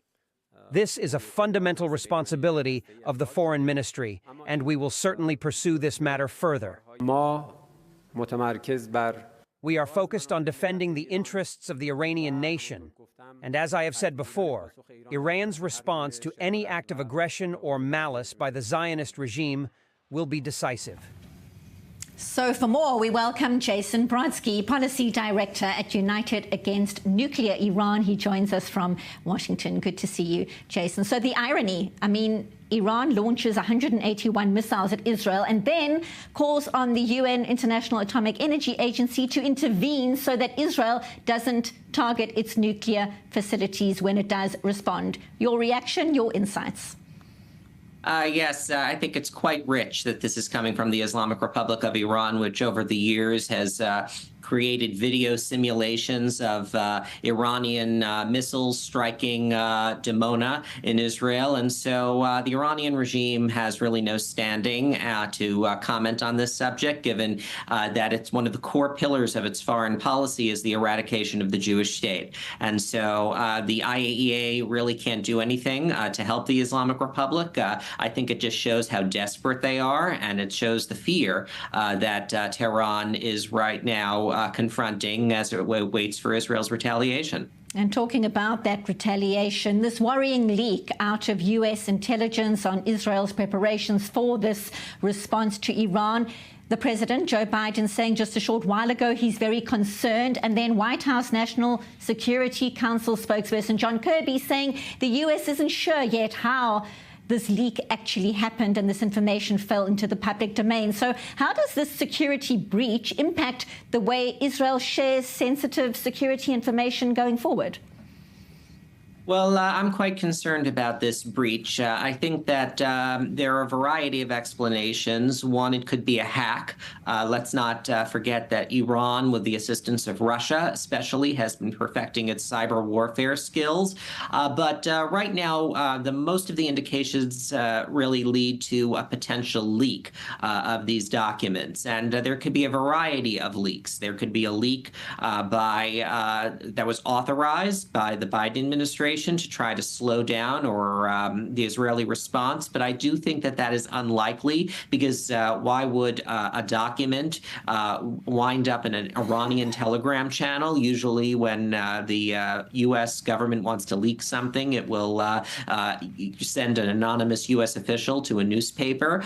So I think that seems unlikely in my view. More likely is someone in the bureaucracy of the U.S. government who has an anti-Israel animus trying to assert him or herself and leaking this document, which is gravely dangerous and undermines the trust that the U.S. and Israel have, and also provides the Islamic Republic an opportunity to bolster its defenses and with such information ahead of an Israeli retaliation. Very worrying situation indeed as those investigations continue. President Joe Biden has also made it clear he doesn't want Israel targeting nuclear sites or oil infrastructure, concerned too about how Iran might respond afterwards, not only at Israel but also at its allies. What do you make of the pressure the US is putting on Israel right now, and what would you envisage just before elections in the US, Israel's response to Iran might in fact look like right now?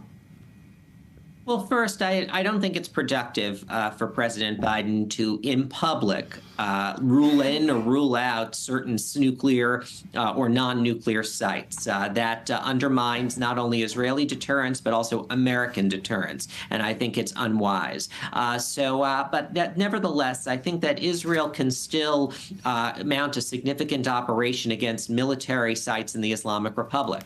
And these can go from air defense systems, command and control systems, missile bases, the Islamic Republic's defense industrial base in Isfahan particularly, and leadership sites as well. So Israel has a lot of targets that would be non-nuclear in nature that it could send a very clear message to the Islamic Republic by striking. Thank you so much. The region is watching. Jason Brodsky, live from Washington. Always appreciate your insights. Thank you so much. Now, a surprise development, the latest attempt by Iran to recruit Israelis as spies. 7 Israelis have been arrested on suspicion of spying for Iran. They are accused of gathering information on Israeli army bases, including some targeted in that latest Iranian missile strike. The suspects are all Jewish expats from Azerbaijan, currently residents of Haifa and the north, and include a soldier who deserted the army. More in this report by our Middle East correspondent, Ariel Osaran. 3 weeks ago, Iranian ballistic missiles rained on Israel again. Now it appears Tehran had help. Local authorities arrested 7 Israeli citizens suspected of spying for Iran. This cell operated for 2 years across Israel and carried out hundreds of tasks, including filming military bases and strategic facilities in various locations, in order to harm Israel's security. The suspects, all Jewish expats from Azerbaijan living in northern Israel, include an army deserter and 2 minors. They are accused of gathering information on senior Israeli officials and sensitive sites for Iranian intelligence agencies. Among the sites were IDF headquarters in Tel Aviv, Iron Dome batteries, the Nevatim Air Base, and the Golani training base, which suffered a direct hit from a Hezbollah drone last week, killing 4 soldiers. The Nevatim Air Base was targeted in both Iranian missile strikes this year, the IDF said, with only slight damage to infrastructure. נפילות בנבטים, אחי. נפילות קשות בנבטים, שומע? וואו, וואו, וואו, וואו. וואו! The Iranians did not even scratch the capabilities of the Air Force. No squadron has been damaged, no plane has been damaged, there is no runway that doesn't allow takeoff, and there is no damage to our continuity. In exchange for completing some 600 tasks for the Iranians, the 7 were paid hundreds of thousands of dollars, including through cash handoffs from Russian tourists. The cell was apprehended as some were caught red-handed filming sensitive sites in southern Israel. They now face the most serious charge in Israel, assisting the enemy in time of war, a crime punishable by life imprisonment or even the death penalty. The cell operated at the direction of hostile Iranian agents seeking to destroy the state of Israel and to accurately strike its strategic assets and military bases. Today, a prosecutor's statement was submitted against the 7 suspects, and later this week, we intend to file one of the most severe indictments of recent years. This would be the 4th Iranian cell exposed in Israel just in recent weeks. Over the years, among the most notable Israelis jailed for dealing with its arch-enemy were Israeli businessman Nachum Manbar in the 1990s and former Energy Minister Gonen Segev in 2018. A reminder that even with missiles flying cross continents, the long-standing shadow war between Israel and Iran is ongoing. And that report by our Middle East correspondent, Ariel Osaran. He's still here in studio. Ariel, this is extraordinary when one thinks that these are Jewish people who have been spying for Iran during wartime? Look, criminal elements who are in seek of money you can find in every society, unfortunately also in Israeli society, even more unfortunate that it is during time of war. Now, all these suspects were engaged, two of them were father and son, by the way.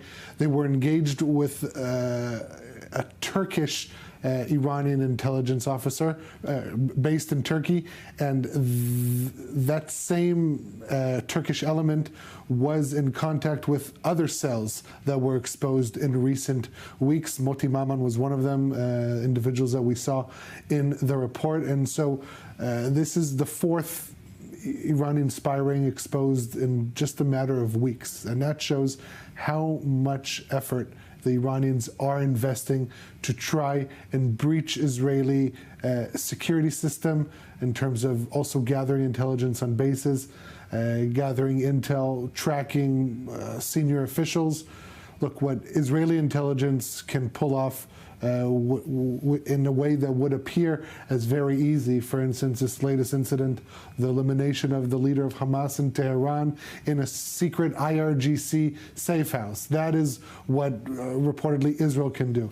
This, what we see now, these spy rings, are what Iran can do. They're trying very hard to do so, but they do get caught before any significant damage is done. I think it is concerning that this Golani training base was among their targets, and also the Nevatim air base, that shows that there were implications on the ground, some that costed lives of Israeli soldiers as a result of these activities. But at the end of the day, this is a fraction of what the Iranians are attempting, and even a fraction of what they do end up succeeding. Hugely concerning indeed. Stay with us, much more to discuss. 101 hostages remain in captivity in Gaza. 97 of those hostages were abducted during the terror onslaught on the 7th of October. We now go live to correspondent Balir Sladin. He joins us from Hostage Square in Tel Aviv. We know the White House saying there are still no hostage talks despite the killing of Yahya Sinwar in Rafah last week. Israeli media reporting Ronen Bar, the Shin Bet chief, was in Cairo. What is the latest, and what are people there at Hostage Square saying and expecting right now, Balir?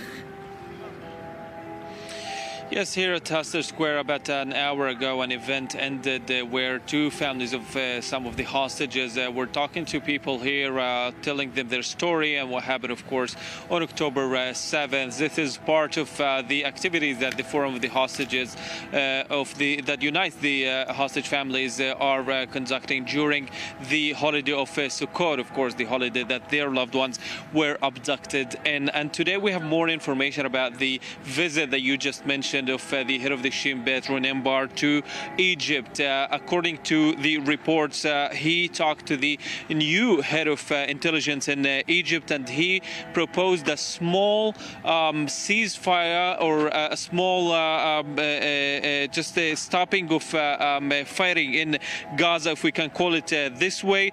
That will include release of a small number of hostages from Hamas's activity. This comes after some senior officials in Israel has told the cabinet yesterday, the cabinet meeting that prolonged until the early hours of this morning, that Ronen Bar, the head of the Shin Bet, has displayed this proposal that was given to him by the head of the intelligence in Egypt, and were discussed in the cabinet meeting. We're not sure whether this is treated as a positive proposal or not, and we're also not sure, of course, how Hamas is going to respond to this. We've seen that Hamas always has insisted that they will not release any hostage until Israel agrees to permanent ceasefire and full withdrawal from the Gaza Strip, something that hasn't been changed even after the killing of Yahya Sinwar. We have heard from Israeli sources that that was the talk yesterday during the cabinet meeting. That was the what the ministers have been told by the Israeli officials in terms of what is the latest to Hamas's policy in terms of their demands to reaching a hostage deal. We've talked after the event today to one of the families of the hostages. Let's hear what she has to say to us. We are 1 year after we are in Sukkot. I always say that I'm in the same day. We're still in October 7, but the days and the count, it's continue. It's a horrible count. I really hope that now, after Sinwar's dead, after it's happened, that we have that we are in the time that we can do something, that they can come here already. I really hope that the government of Israel and the government of all the world take this time and take this the options that open right now and bring them back. Yes, of course, lots of hopes from the families of the hostages now after the killing of Yahya Sinwar. We hope that their hopes will realize, and of course the hostage will be sealed. And Balech, difficult to imagine what families there are going through, waiting for more than a year now. But given that Hamas is yet to announce who will replace Yahya Sinwar since his elimination, I need to stop it there because Daniel Hagari is about to address the nation. Good evening. Today I will present to you the strikes and efforts to deepen the degrading of Hezbollah through its financial system that has been used by Hezbollah to reestablish its arms and position and to prevent its capabilities to further regroup and reestablish its position. Yesterday we warned civilians of Lebanon to stay away from areas that are being used by Hezbollah's financial sites. We targeted a total of 20 targets, most of them in the Beirut southern suburb. One of these was an underground money storage facility placed under a residential building in Beirut. There were cash and gold reserves amounting to tens of millions of dollars that have been used, that were saved for Hezbollah to regroup after the war. In recent years, Hezbollah has been engaged in a financial crisis that has hurt its capabilities. In 2020, Hezbollah used this crisis to increase its foothold in Lebanon. Hezbollah created a financial network adjacent to the legal financial system of Lebanon that was intended to fund its military wing. Hezbollah raised hundreds of thousands of dollars to fund its military sites, including through El-Qard el-Khassan. The American Treasury sanctioned this organization because it funds Hezbollah's terror activity against international law. The head of the Israeli defense minister signed an order to target El-Qard el-Khassan facilities in Lebanon. The sites that we struck are bodies that sit under Hezbollah, help its military capabilities, and undermine civilian efforts. This helps establish Hezbollah's military capabilities, and this is how Hezbollah created a state within a state, using civilian facilities and infrastructure in order to funnel terror funds. Hezbollah's terror network is based on two sources: the pockets of Lebanese and financial assistance from Iran. Iran sends money to Hezbollah through three main ways. The first, sending oil and money via Syria. In Syria, it is moved to different units, and from there through Unit 4400 of Hezbollah to Lebanon and the terror organization. Tens of millions of dollars they get through this method. Under the guise of diplomatic activity and the Quds force, these funds are transferred to Hezbollah. And at the end, Hezbollah presents its own financial financial initiatives under the auspices of Iran through use of Turkey, Syria, Iran. Muhammad Jafar Qasir or Sheikh Salah, he is the commander of Unit 4400 in Hezbollah, responsible for weapons transfers and funds transfers. He managed this for years until Israel eliminated him in a targeted strike in October. A few hours ago, we also eliminated his replacement in Syria. We will continue to target Hezbollah also in Syria. Another financial source of Hezbollah are the people of Lebanon. Hezbollah uses the funds of the Lebanese people, including Al-Qad al-Khassan and its facilities, through which it takes money from the people of Lebanon and then reuses this money. And another reality, this money would have been used to rebuild Lebanon, not the other way around. We will expose another source of Hezbollah's financial network. The Intelligence Directorate has worked for years to establish an understanding of this financial institution. This is Beirut. Under a Sahel hospital in Beirut, neighborhood of Khat Khrek, one of Hassan Nasrallah's bunkers is located. This bunker was placed intentionally under the hospital. You can see Al Ahmadi building on the right and Central Sahel building. Under them there are entry tunnels. In there are administrative offices and a bunker in order to manage the war under fire. In these bunkers, there is at least $500 million stored in this. This money could and still can be used for the rehabilitation of the state of Lebanon.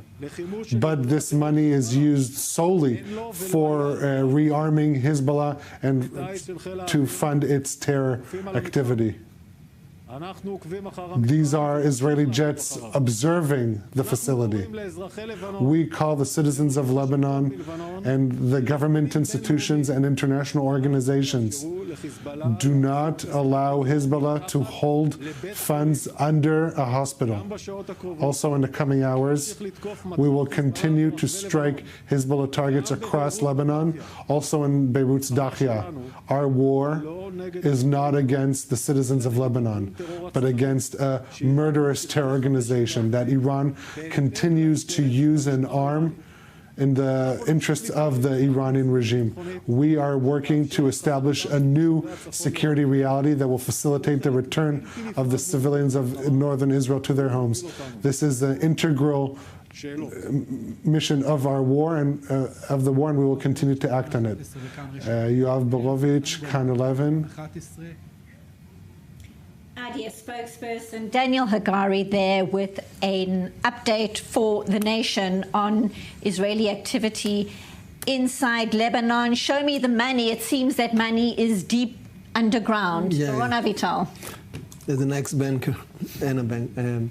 Through the infrastructure of Hezbollah, we have to understand the magnitude of this organization. We are talking about the military arm, we're talking about the political arm, and the financial that backs it up. And it runs, since it is sanctioned by the US and the whole, and of course European banks, it has to operate in those fishy ways of using cash and gold and other kind of substitutes for the money.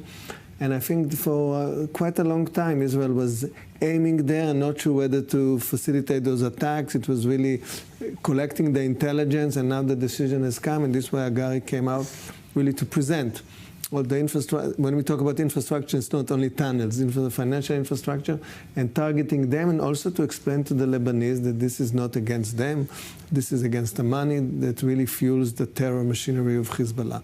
So this way he came out, and I think he explained it in a profound way, and we have to understand that in the end, to undercut this organization, we have also to undercut its financial arms. An important message also as U.S. Secretary of State Antony Blinken heads to the region. Amos Hochstein already in Lebanon. And there it is, evidence once again. Mani, Ariel, Osaran, underneath a hospital, underneath a bunker. That's where it's all being stored right now. Yeah, I don't recall the IDF issuing such a threat, explaining that $500 million are being hidden under the hospital, and then showing Israeli drones circling the hospital, a message to the international community, not only that this is what Hezbollah does, but that its vigilant eyes are on Hezbollah efforts to perhaps remove those funds from this hospital. This is just one example of the money troves that Hezbollah holds underneath the Lebanese capital. Like Hagari said, money critical to the rehabilitation of the state of Lebanon, which is in its worst financial crisis in decades. And yet this money taken from the Lebanese and a wide variety of financial institutions, mainly El-Qard al-Khassan, this money is being used to fund Hezbollah's war machine. Very interesting threat. It will be interesting to see how this plays out, what that drone will do in the coming hours and days. An interesting threat, as you say. We will be watching to see how it all plays out. Middle East correspondent Ariel Osaran, Lieutenant Colonel in the Reserves, Doron Avital, always appreciate your insights. Thank you very much for being with us on The Rundown. And that is a wrap for The Rundown for today. I'm Benita Levine, live in Tel Aviv. Thank you for watching. Stay tuned.